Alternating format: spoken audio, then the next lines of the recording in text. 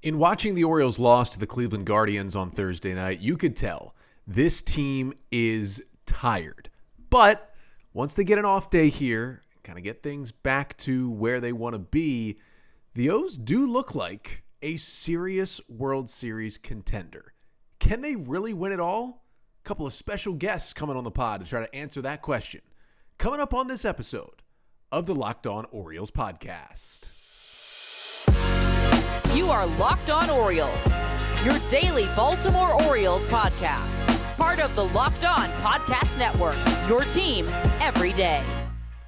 Hey there, Orioles fans. Today is Friday, September 22nd, 2023, and welcome back into the Locked On Orioles podcast, part of the Locked On Podcast Network, your team every day. As always, I'm your host, Connor Newcomb, and coming up on today's episode, we are going to recap the Orioles' tough 5-2 loss to the Guardians on Thursday night, get you the 5 things you need to know from that one, including an exhausted Orioles bullpen, another big hit from Ryan O'Hearn, and a tough and kind of grueling start for Grayson Rodriguez. Then, we got a couple of cool guests coming on the podcast, Jake and Jordan from Cespedes Family BBQ and the Baseball Barbecast, join the pod to talk about the Orioles 2023 season and their potential postseason chances. We try to answer the question, can this team win it all in 2023? But that's all coming up on this episode of the Locked On Orioles podcast,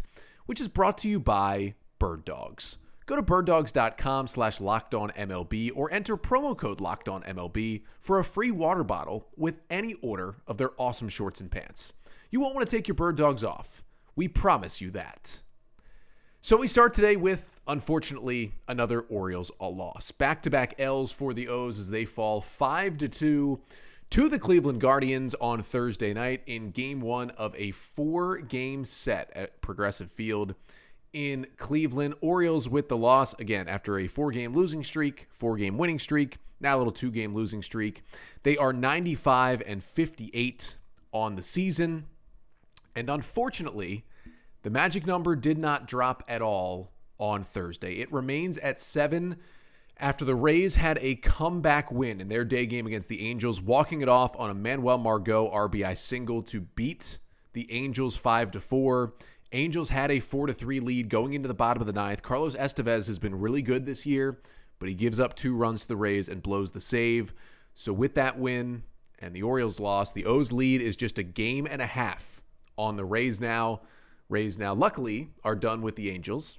Honestly, yes, the Angels could have won 2 of those games, but I thought the Rays were going to sweep that series. So it's pretty nice that the Orioles got some help from the Angels even winning one of those games, because the Angels right now, without Ohtani, without Trout, they look like the 2018 Orioles, like in the second half. That's what they look like.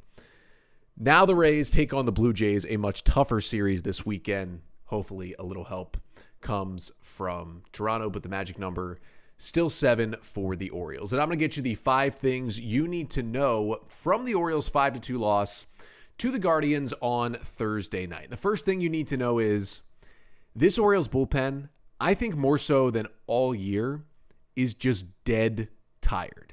Now, I do want to say, I know some people are worried that the same thing that happened in September of last year is happening this year. If you remember last year, the Orioles came into September basically like a game out of a playoff spot, just did not play well in the final month, finished 3 games out, did not make the postseason. And a lot of it was their bullpen was phenomenal through August and then kind of fell apart in September.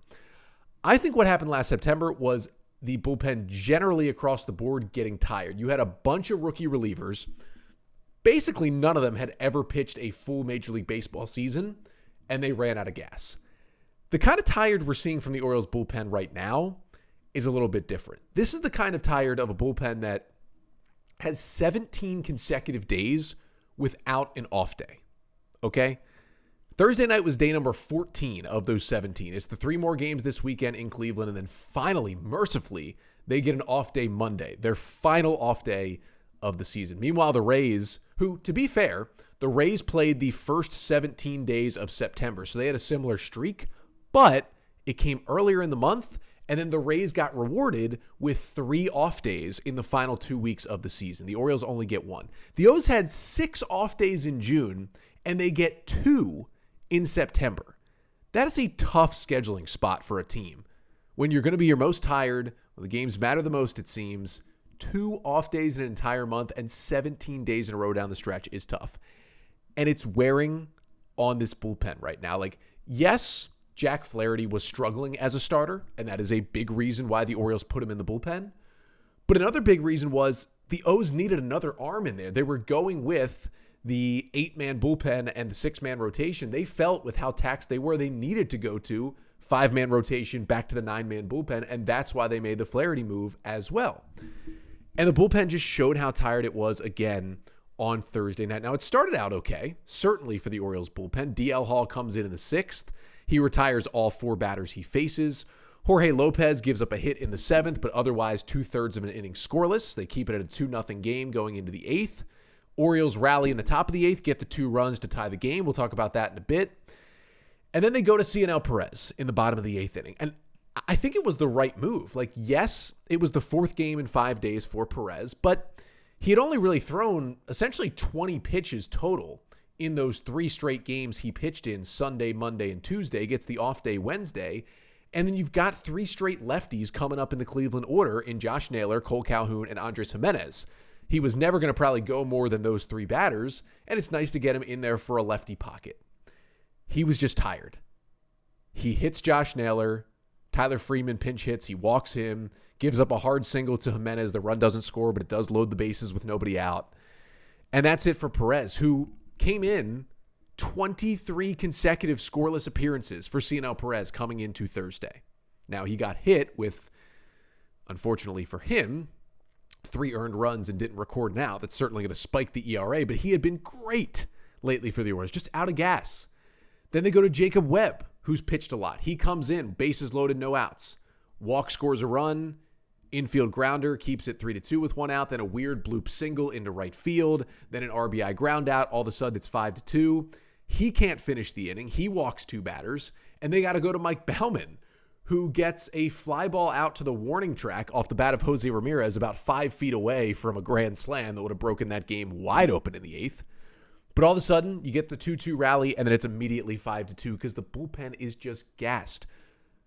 No Orioles reliever, excluding Jack Flaherty, who was just placed into the bullpen on Tuesday and is more of a long guy and has only pitched once.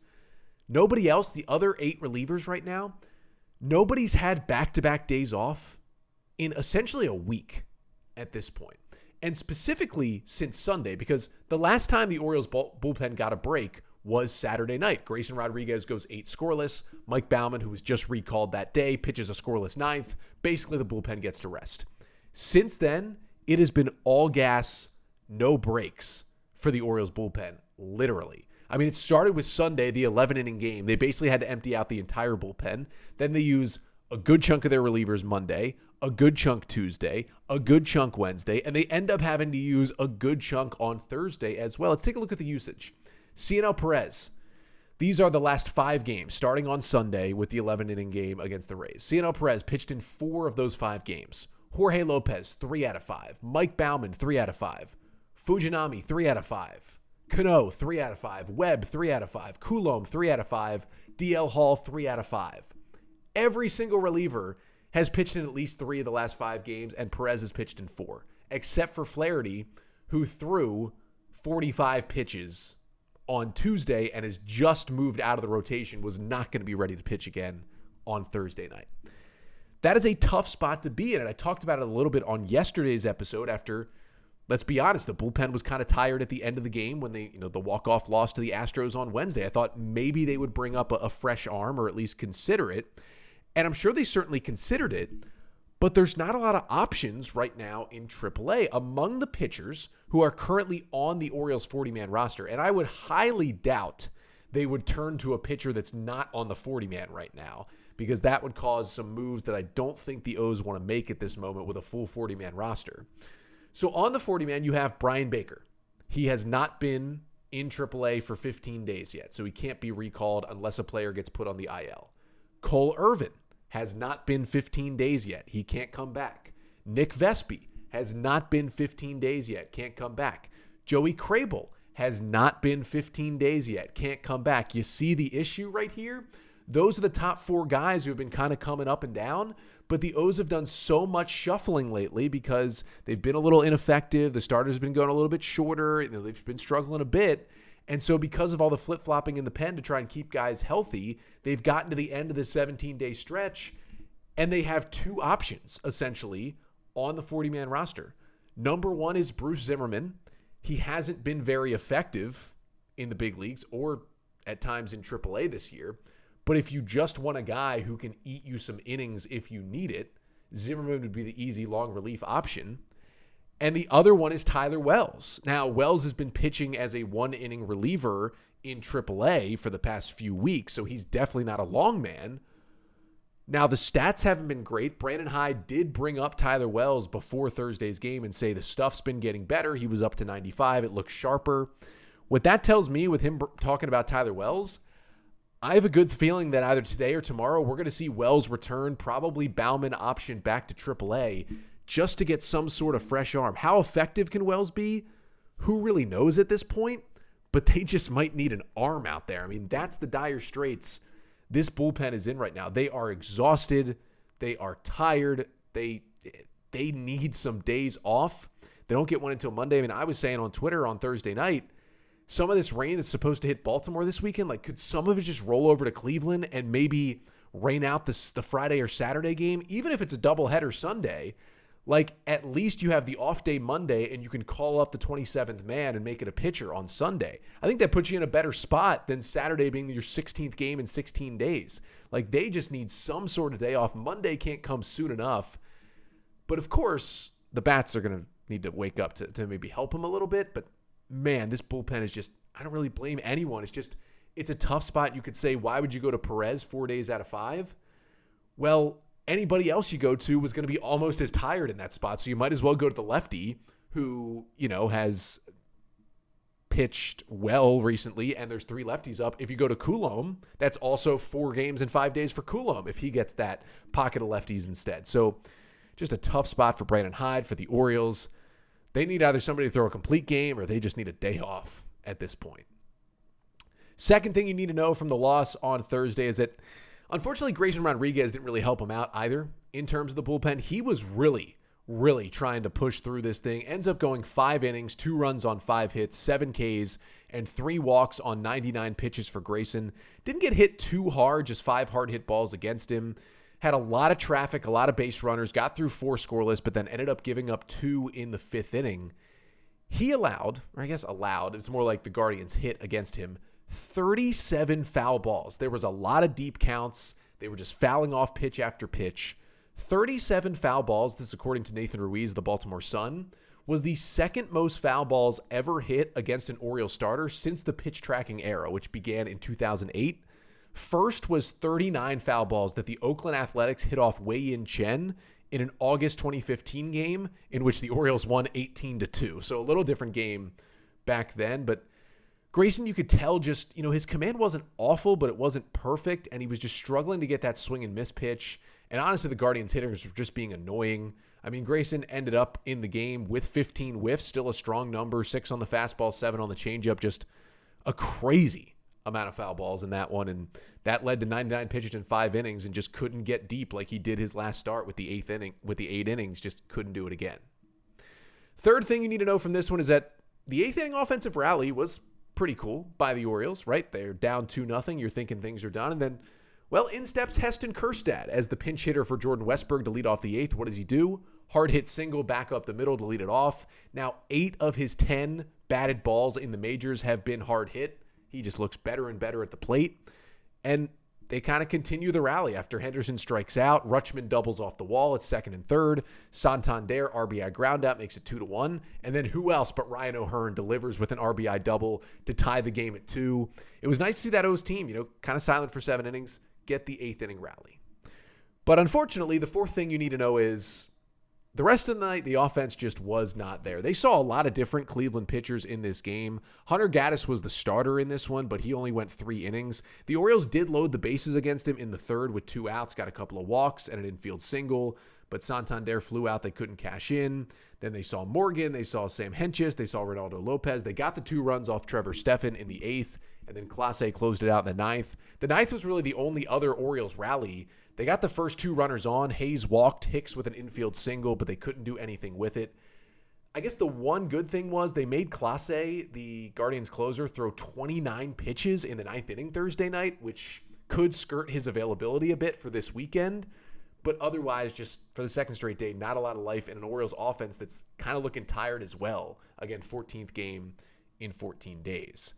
And the fifth and final thing you need to know from the Orioles' 5-2 loss to the Guardians on Thursday night is that this is just how the Guardians beat you when they win. And yes, they haven't been nearly as good this year, just 73-81, one loss away from being eliminated from playoff contention.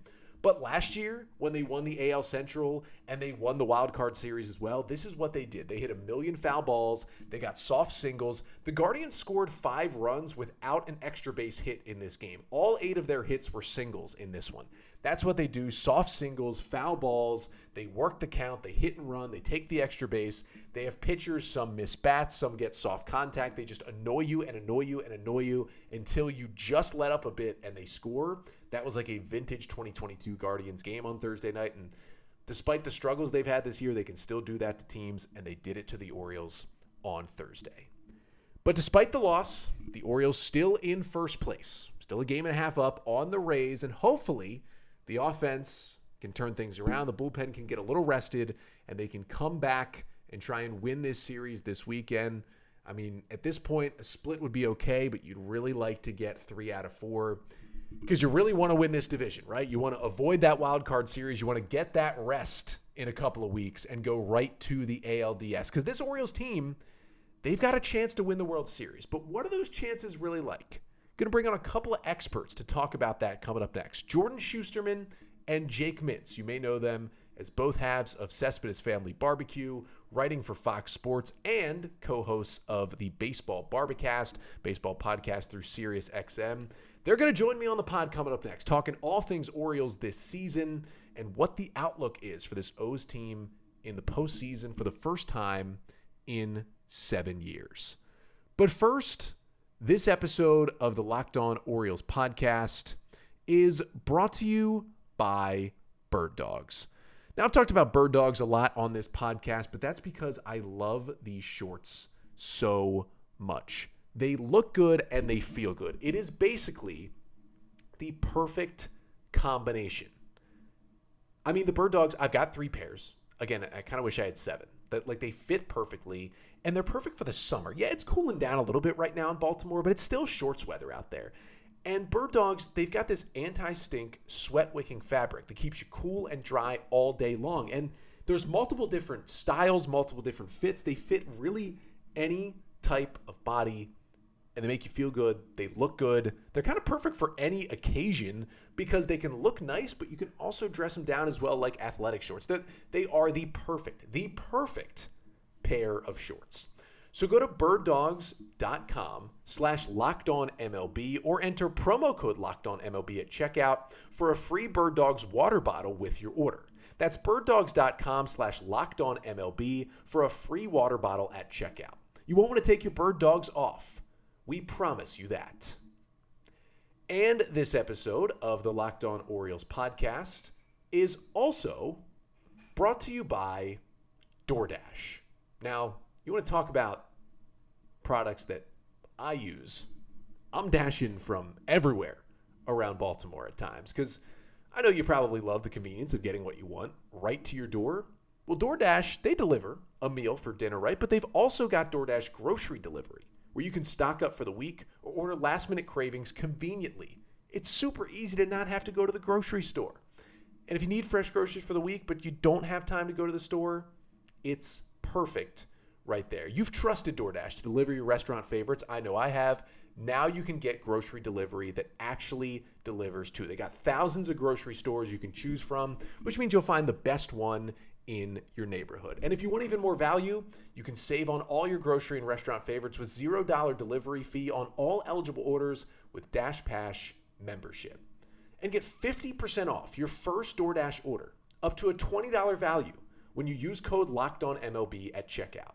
Limited time offer and terms apply. That's 50% off, up to $20, no minimum subtotal, and 0 delivery fees on your first order when you download the DoorDash app in the App Store and enter code LOCKEDONMLB.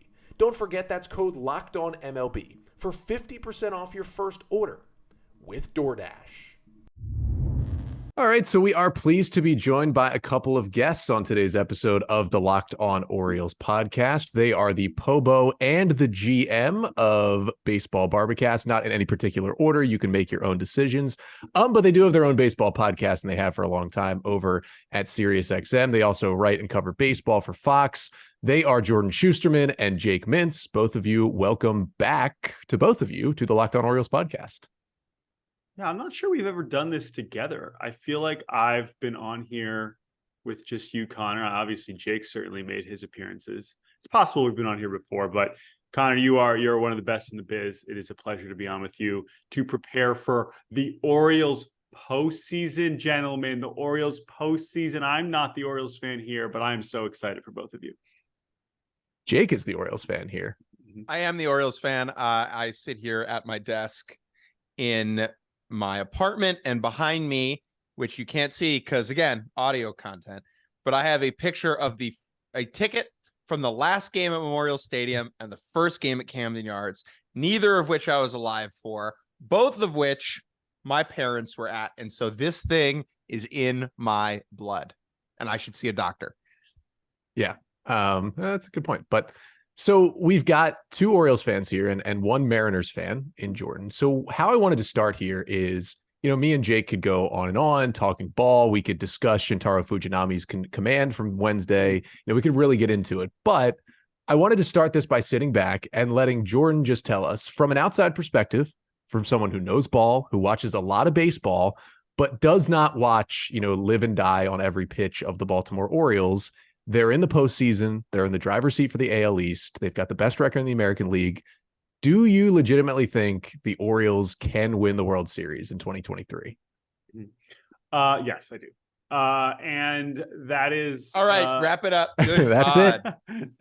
Have a great weekend. That's good because if we leave it there, I think everyone will leave this pod feeling great. Right. So if we just want to ensure a positive experience for the listeners, I think, we just kind of say it there. There's an unbiased opinion that the Orioles can win the World Series, and we'll see you guys later. I think that the Orioles I think what they've proven, and what really a big lesson from this season that applies to more than just them, is you really kind of got to start trusting the infrastructure in place and how fast this has all happened. Yes, there's parts of the roster that I look at and I'm just like, really, like, how is this happening? And really, like, can this be good enough to sustain all the way to the World Series? But I think it's as simple as knowing that to win this many games in the American League East, to clinch and to get in at all. It's one thing if we were having this conversation when they were good in June, July, August, but you got to get in, and to win this many games in this division, once you can get there, I feel like they've found ways to win. And yes, the Felix Bautista question kind of looms over all of it, but we've seen flawed rosters go on some pretty special runs, right? And I honestly think about this more in a college baseball context where you're kind of looking at a staff, you're like, they don't have enough pitching. There's no way.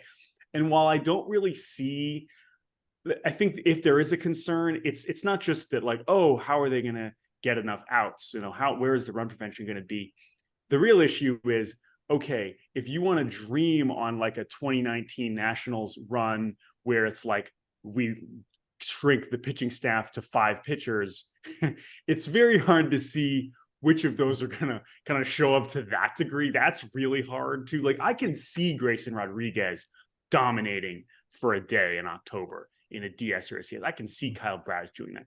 But to see all of them doing it all the time is hard to imagine. At the same time, like, you can't win this many games in this division with this many processes and coaching and player development successes going right and not make me think you can win, what is it, 16 more games in October or 12 more games in October. I think they can.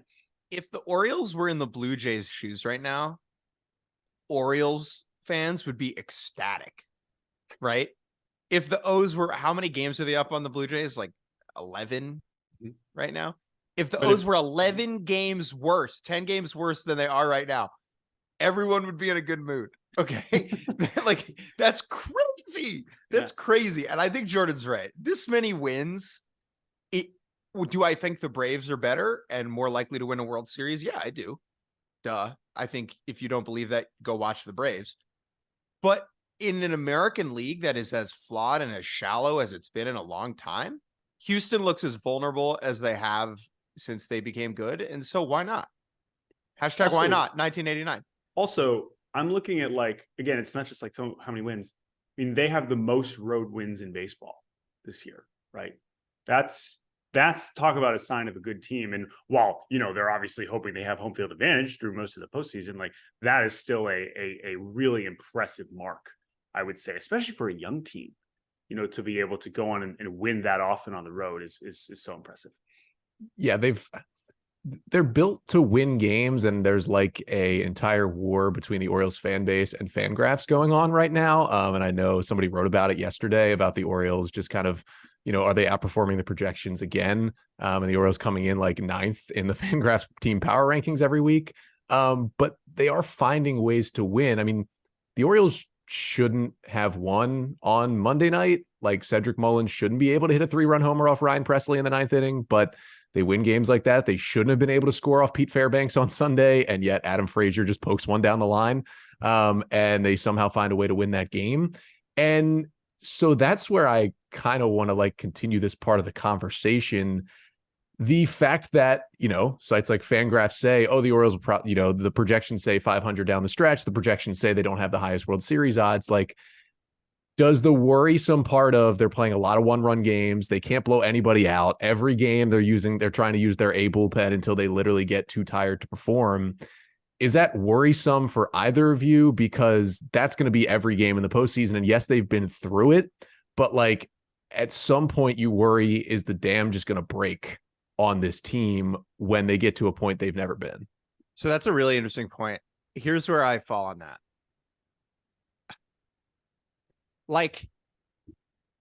Fangraphs is smart, and so is Mike Elias. So I'm not really sure who to choose in this instance. I think both things are a little bit true. All of the things that you said are legitimate concerns about the Orioles team. And in the likely event that they don't win the World Series, that will be what damns them, right? That will be the blow. However, they have outperformed their projections this year over and over and over and over again. And we have a reason for it, right? It is not a random, over blowing past expectations. We know that the infrastructure for this team is incredible and elite, and that the player development staff at the big league level is elite, and that's why these players are better than we thought they would be.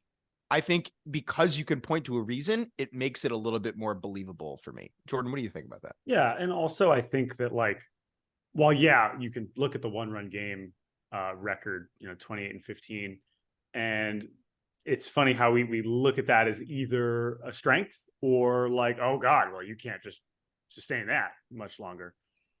No, I agree. Recently it hasn't felt we don't blow anyone out. I mean, the run differential suggests otherwise, right? I mean, it's not like this is not like a 29 or 2021 Mariners situation where it's how the hell do they have this many wins? This is impossible. No, they have been kicking some teams' ass sometimes. I think what's interesting in the discussion about Fangraphs and projections and stuff, and Jake says, I think that's one way to put it, which is just Fangraphs is smart, so are the baseball teams. I mean, we have to remember how projections are rooted on the past, and why, whether you're a computer or a person, who is going to project Ryan O'Hearn to have an 854 OPS? No one. You weren't going to. Not even Ryan O'Hearn. Not even Ryan O'Hearn, right? And so, and the other part about that too, and I wouldn't say it's as extreme, but I've thought about this a lot with the Reds this year in terms of projections, because it's projection systems are never going to expect the most from young players. They're just not.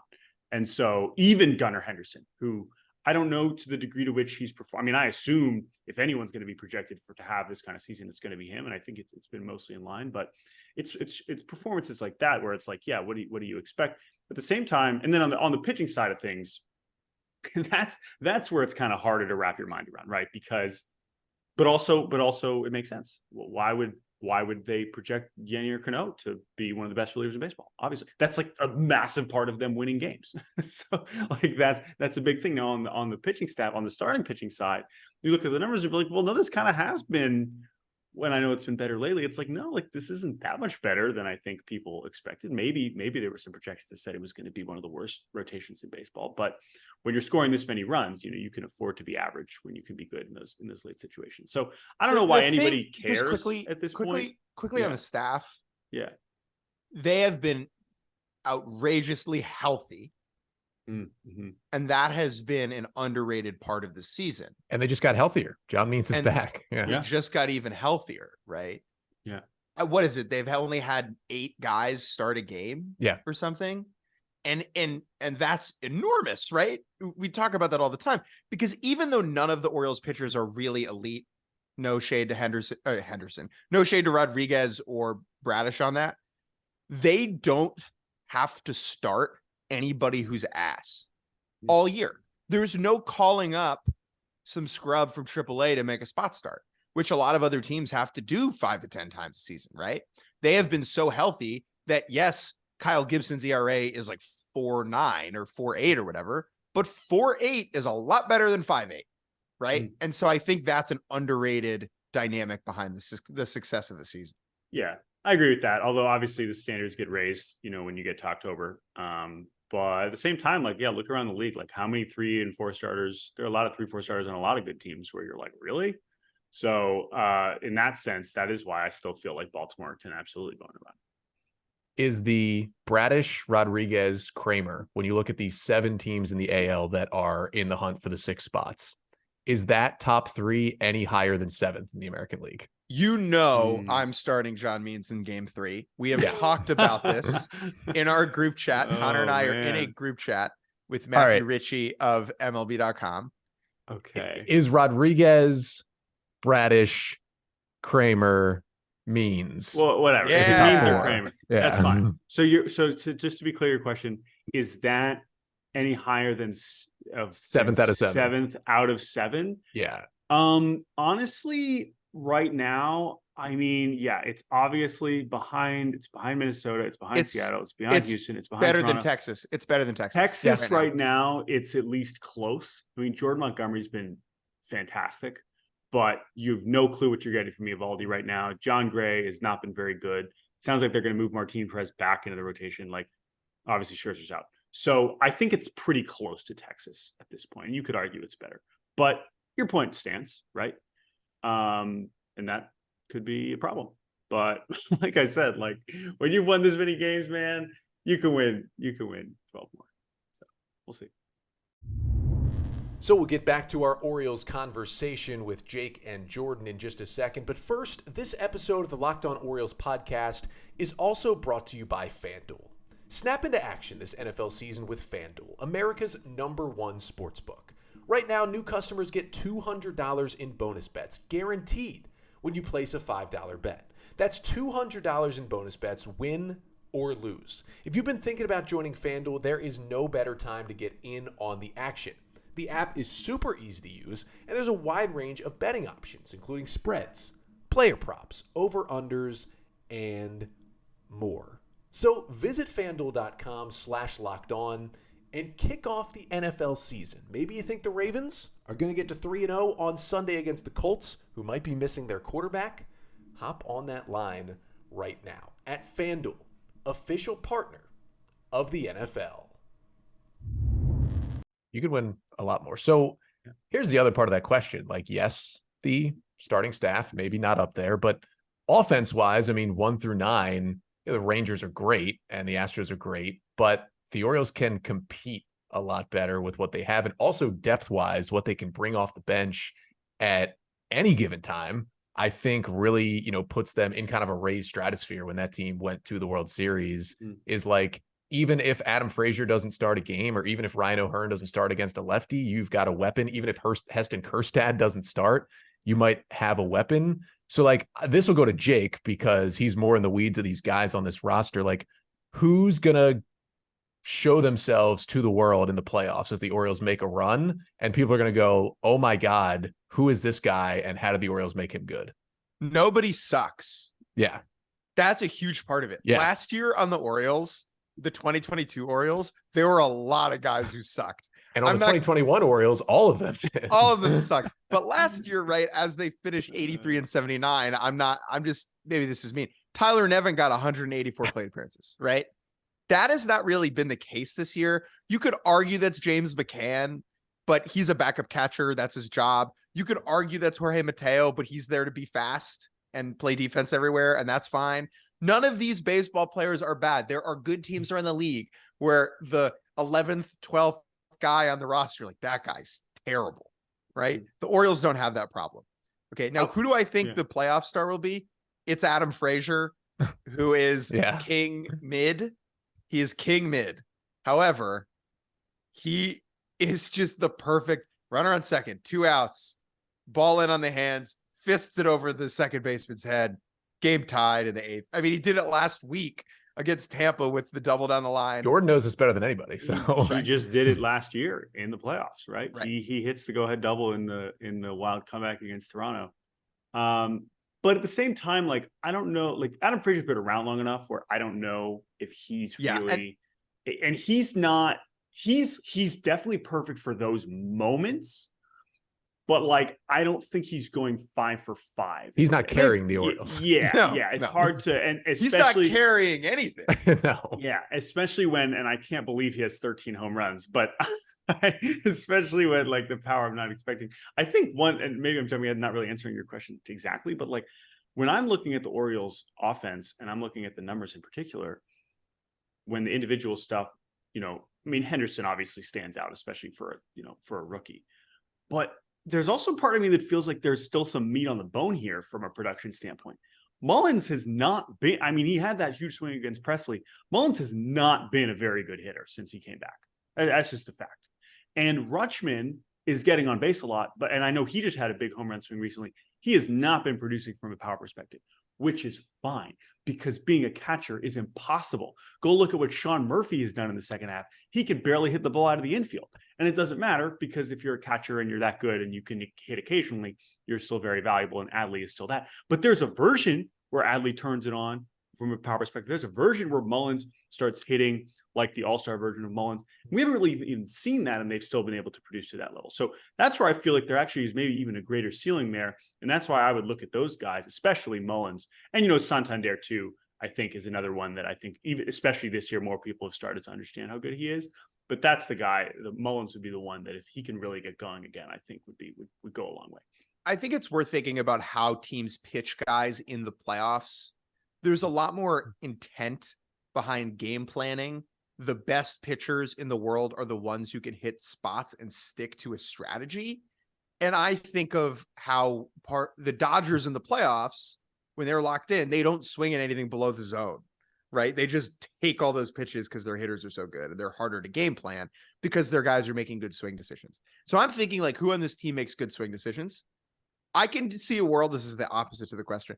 I can see a world where Ryan Mountcastle is just like swinging at everything under the sun in October and is just going 0 for 8, and then he's just not starting. I know he's on the IL right now. And because of that, I think Gunnar is the perfect hitter for October. He is so locked in right now, and he is making incredible swing decisions. I don't see a world where he's not just going off in the playoffs. That'd be incredible. And that kind of brings me to the last thing. This is kind of a quick thing and more of a narrative ball kind of thing. We love you that. Subscribe it all to the narrative ball of the Orioles' only players on this team who have been in the postseason are Adam Frazier and Jack Flaherty, and the lights are going to be too bright. Do you subscribe to that at all? Oh, James I'm sorry. McCann. I respect to James McCann, who may not appear in a postseason game, but respect to James McCann. I mean, Adley's done it in Omaha, right? That's all. There you go. Yeah.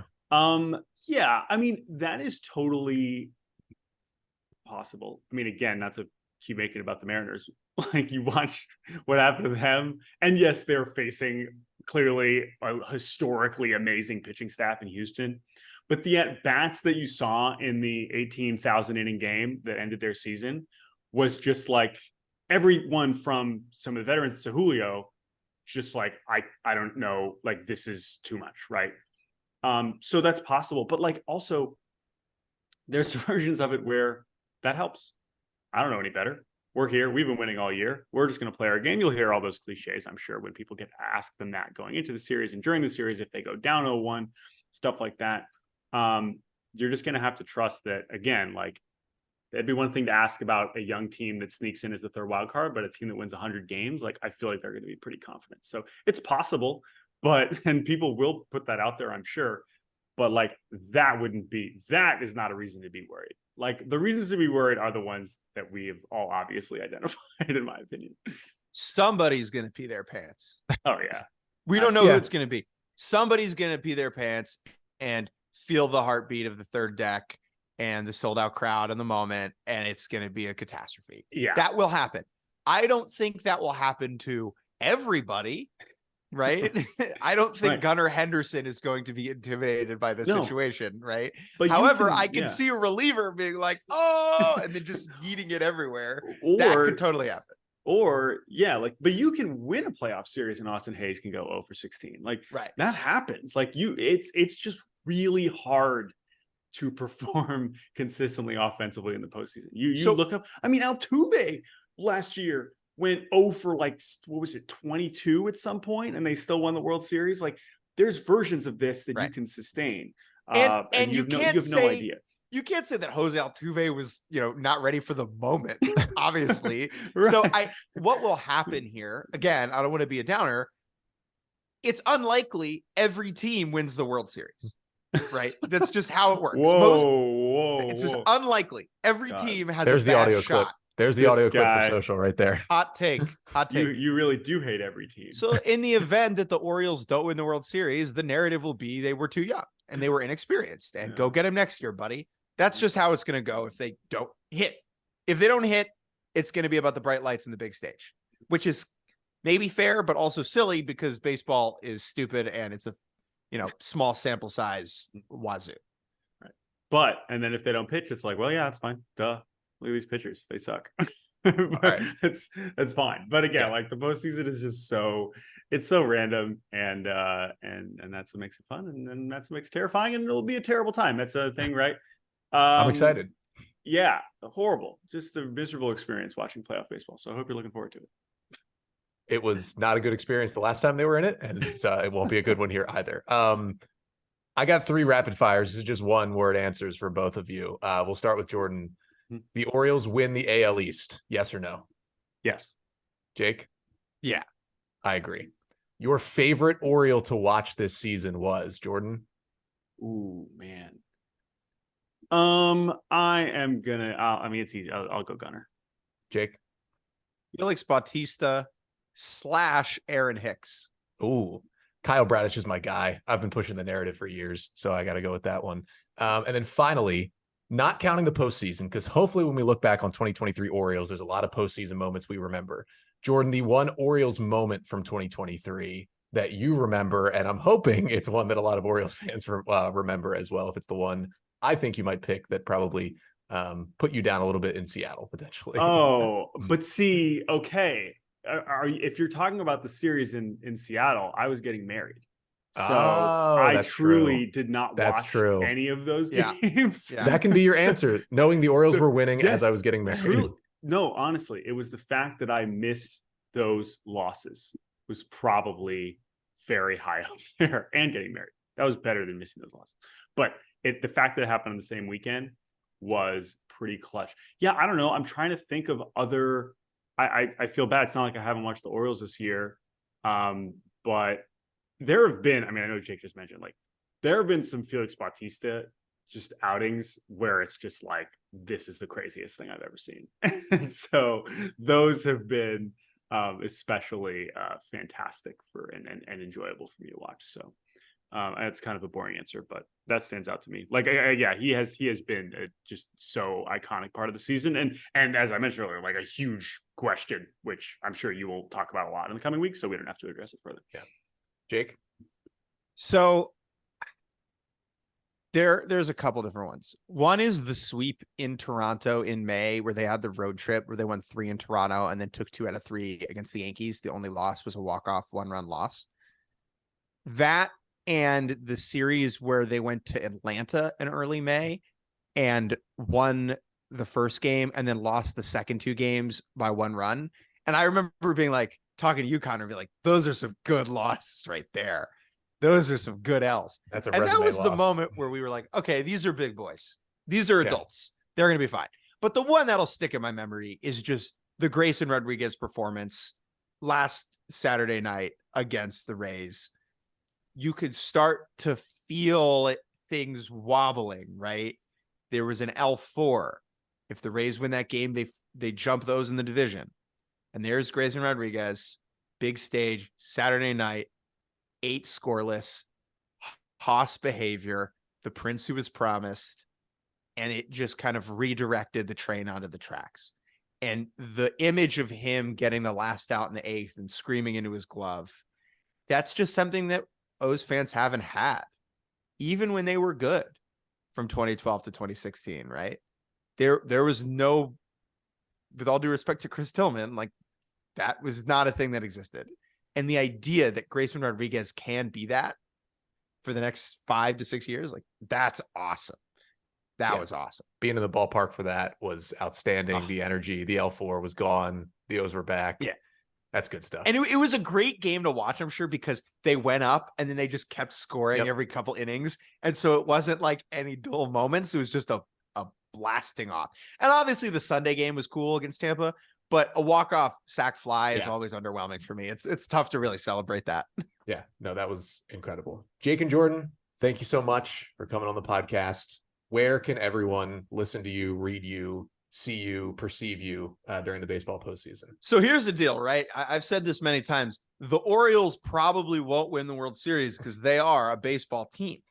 If you are an Orioles fan and you're like, oh, this baseball thing's pretty cool, I wish there were people who talked about all the teams all the time. Well, then, boy, oh boy, do we have news for you. You should check out our podcast, Baseball Barbacast. It's BARBcast, Sirius XM Podcast Network.